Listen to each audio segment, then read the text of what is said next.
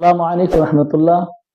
আলহামদুলিল্লাহ, আলহামদুলিল্লাহি রাব্বিল আলামিন, ওয়াসসালাতু ওয়াসসালামু আলা রাসূলিল কারীম ওয়া আলা আলিহি ওয়া সাহবিহি আজমাইন। আল্লাহ রাব্বুল আলামিন আমাদেরকে আবার নতুন একটি ভিডিওতে কথা বলার তৌফিক দান করেছেন, সেজন্য আমরা বলি আমিন। সম্মানিত ভিউয়ার্স, গত অহংকার থেকে মুক্ত থাকার যে কয়েকটি উপায় আমি বলেছিলাম, তারপর থেকে আর কয়েকটি বিষয় আজকে ইনশাল্লাহ বলে দিচ্ছি। ৬ নাম্বার, যে কোনো সাধারণ মানুষকে দেখে ভাববে যে সে হয়তো আল্লাহ তাআলার কাছে তোমার চেয়ে বেশি প্রিয়। এই তাগিদ কোরআনেই দেওয়া আছে। ধর্মের জন্য অপমানিত হলে নিজেকে কৃতার্থ মনে করবে, নারীর দিকে তাকাবে না, তার জন্য তার প্রতি ঘৃণাও করবে না। ওটা ইবলিসের কাজ।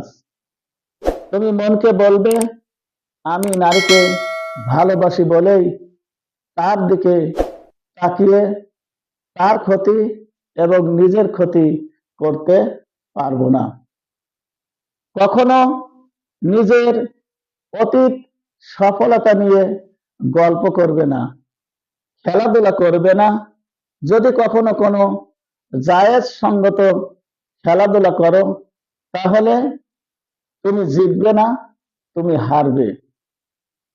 স্ত্রীর অনেক দুর্ব্যবহারের জন্য তার প্রতিশোধ নেবে না, তাকে অন্যের সামনে অপমানিত করবে না।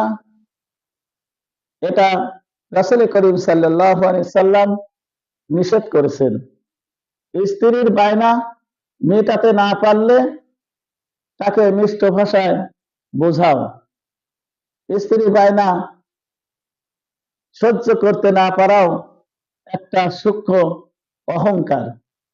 সম্মানিত ভিউয়ার্স, আমরা সাধারণত ছোটখাটো অহংকার মনের মধ্যে পুষে রাখার কারণেই আল্লাহ রাব্বুল আলামিন ঘোষণা করেছেন, যার মধ্যে অনুপরিমাণ অহংকার থাকবে সে জান্নাতে যেতে পারবে না।